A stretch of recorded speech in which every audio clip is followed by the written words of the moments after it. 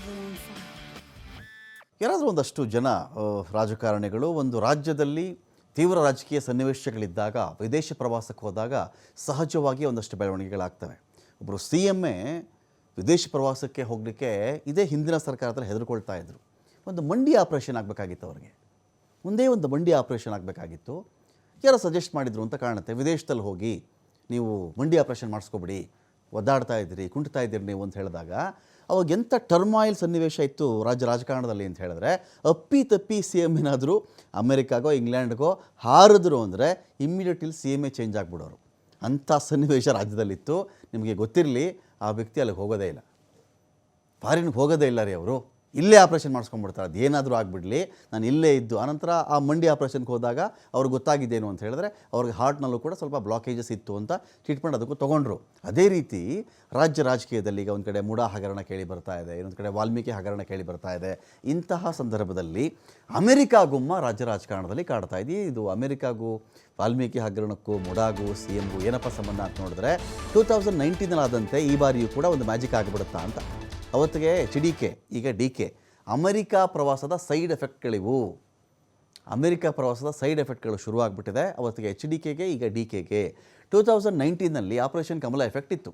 ಅಧಿಕಾರವನ್ನು HD ಕುಮಾರಸ್ವಾಮಿ ಅವರು ಕಳ್ಕೊಂಡೇ ಬಿಟ್ಟಿದ್ದರು. ಕುಮಾರಸ್ವಾಮಿ ಅವರಿಗೆ ಒಂದು ಹಂತಕ್ಕೆ ಅದು ಕನ್ಫರ್ಮ್ ಕೂಡ ಆಗಿಬಿಟ್ಟಿತ್ತು ರೀ, ಇನ್ನೇನು ಮಾಡೋಕ್ಕಾಗಲ್ಲ, ನಾನು ಇಲ್ಲಿದ್ದು ಆ ಮುಜುಗರ ಅನುಭವಿಸೋ ಬದಲಿಗೆ ನಾನು ಅಮೆರಿಕಾಗೆ ಹೋಗ್ತೀನಿ, ಆ ಸನ್ನಿವೇಶ ಫೇಸ್ ಮಾಡ್ತೀನಿ ಅನ್ನೋ ಮಟ್ಟಕ್ಕೆ ಕುಮಾರಸ್ವಾಮಿ ಅವರು ಹೊರಟು ಬಿಟ್ಟಿದ್ದರು. ನನಗೆ ಗೊತ್ತು, ಇನ್ನೇನು ಮಾಡಲಿಲ್ಲ, ನಾನಿಲ್ಲಿ ಇಷ್ಟಿಷ್ಟು ಜನ ಹೀಗೆ ಮಾಡಿಬಿಟ್ಟಿದ್ದಾರೆ, ಕಾಂಗ್ರೆಸ್ ಕಡೆಯವರೇ ಕೈ ಎತ್ತಿಬಿಡ್ತಾ ಇದ್ದಾರೆ, ನಮ್ಮ ಪಾರ್ಟಿಯವ್ರು 3-4 ಜನ ಗೊತ್ತಿತ್ತು ಅವ್ರಿಗೆ. ಆ ಸಹಾಯಕರು ಏನೂ ಮಾಡೋಕ್ಕಾಗಲಿಲ್ಲ. ಅವತ್ತಿಗೆ ಅವ್ರು ಹೋಗಿದ್ದು ನಿಜ, ಅಧಿಕಾರ ಹೋಗಿದ್ದು ನಿಜ. ಅಕ್ಕಾ ಸಮ್ಮೇಳನಕ್ಕೆ ಹೋಗಿದ್ದಿದ್ದು ಅವತ್ತಿನ CM HD ಕುಮಾರಸ್ವಾಮಿ ಅವರು. ಬರುವಷ್ಟರಲ್ಲಿ ಸರ್ಕಾರ ಪತನದ ಅಂಚಿಗೆ ಬಂದು ನಿಂತ್ಕೊಂಡಿತ್ತು. ಈಗ DKಶಿ ಅವರ ಟೈಮಾ.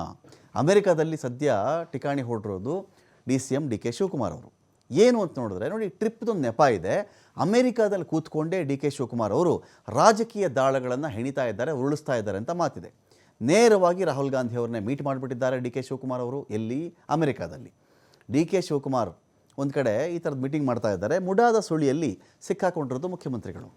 ಅಕಸ್ಮಾತ್ ರಾಜೀನಾಮೆಯನ್ನು ಮುಖ್ಯಮಂತ್ರಿಗಳು ಕೊಟ್ಟರೆ, ಅಕಸ್ಮಾತ್ ಒಂದು ವೇಳೆ ಕೊಟ್ಟರೆ ಆಗ ಏನು ಕಥೆ ಮುಂದೆ? ಈಗಾಗಲೇ ಪರಮೇಶ್ವರ್ ಅವ್ರ ಲಾಬಿ ಇದೆ ಜೋರಾಗಿ, MB ಪಾಟೀಲ್ ಲಾಬಿ ಇದೆ, ಸತೀಶ್ ಜಾರಕಿಹೊಳಿ ಅವ್ರದ್ದು ಇದ್ದಿರಬೇಕು, RV ದೇಶಪಾಂಡೆ ಅವರು ನಾನೇ CM ಆಗ್ತೀನಿ ಅಂತ ಅವರು ಕೂಡ ಒಂದು ಕಡೆ ಮಾತಾಡ್ತಾ ಇದ್ದಾರೆ. ಹಾಗಾಗಿ ಇದರ ನಡುವೆ DCM ಆಗಿರ್ತಕ್ಕಂಥ ನಾನು ಮುಖ್ಯಮಂತ್ರಿಯ ಕುರ್ಚಿಗೆ ಇಮ್ಮಿಡಿಯೇಟ್ ಕಂಟೆಂಡರ್ ಅಲ್ವಾ ಅಂತ. ನೆಕ್ಸ್ಟೇ ನಾನಿರೋದು. ಇವರು ಏನು ಬೇಕಾದ್ರೂ ಮಾತಾಡ್ಕೊಳ್ಳಿ, ಯಾರೋ ಗೃಹ ಸಚಿವರಿದ್ದಾರೆ, ಇನ್ಯಾವುದೋ ಸಚಿವರುಗಳಿದ್ದಾರೆ, ಇದು ಬೇರೆ ಕಥೆ. ಉಪಮುಖ್ಯಮಂತ್ರಿ ಅಂತ ನಾನಿದ್ದಾಗ ಉಪ ಅನ್ನೋದಲ್ಲಿ ಕಿತ್ತಾಕ್ಬಿಟ್ರೆ ನಾನೇ ಮುಖ್ಯಮಂತ್ರಿಯಲ್ಲಿ. ಈ ಒಂದು ಉಮೇದ್ನಲ್ಲೂ ಕೂಡ DK ಶಿವಕುಮಾರ್ ಅವರು ಇದ್ದಾರೆ.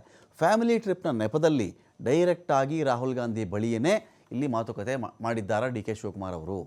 DKಶಿ ರಣತಂತ್ರಕ್ಕೆ ಒಂದು ಕಡೆ ಸಿದ್ದರಾಮಯ್ಯ ಅವರ ತಂಡ ಸದ್ಯಕ್ಕೆ ತಂಡ ಹೊಡಿತಾ ಇದೆ ಅಂತ, ಸಿದ್ದರಾಮಯ್ಯ ಅವರ ತಂಡ ಹೊಡೆದು ಹೋಗ್ತಾ ಇದೆ ಅಂತ.